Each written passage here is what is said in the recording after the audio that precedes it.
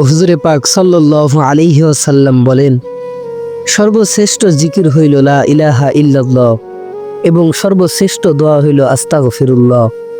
অতঃপর ইহার সমর্থনে হুজুর সাল্লাল্লাহু আলাইহি ওয়াসাল্লাম কোরআন শরীফের একটি আয়াত পাঠ করেন।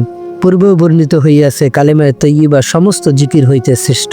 সুফি কেরামগণ বলেন, অন্তরকে পবিত্র করার ব্যাপারে এই কালেমার যথেষ্ট অবদান রহিয়াছে, যেহেতু উহার বরকতে অন্তর যাবতীয় কালেমা হইতে পরিষ্কার হইয়া যায়। আবার উহার সহিত ইস্তেগফার যোগ হইলে তো আর কথাই নাই, যেমন শোনায় সোহাগা।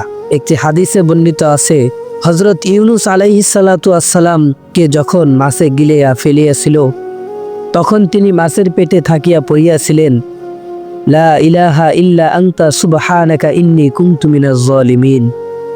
সুতরাং এই আয়াত দ্বারা যে কোনো ব্যক্তি দোয়া করিলে আল্লাহ পাক তাহা অবশ্যই কবুল করিবেন। পূর্বে এক হাদিসে বর্ণিত হইয়াছে, সর্বশ্রেষ্ঠ দোয়া হইল আলহামদুলিল্লাহ, আর এখানে বলা হইয়াছে আস্তাগফিরুল্লাহ সর্বশ্রেষ্ঠ দোয়া। এর পার্থক্য অবস্থা ভেদে হইয়া থাকে। যেমন একজন মুত্তাকি পরহেজগার ব্যক্তির জন্য আলহামদুলিল্লাহ শ্রেষ্ঠ দোয়া, কিন্তু গুনাহগারের জন্য ইস্তেগফার হলো শ্রেষ্ঠ দোয়া। আবার অতিরিক্ত সওয়াব ও মর্যাদা হাসিল করার জন্য আল্লাহর প্রশংসা বেশি কার্যকারী, আর দুঃখ এবং মুসিবত দূর করার জন্য ইস্তেগফার বেশি বেশি পড়া উচিত।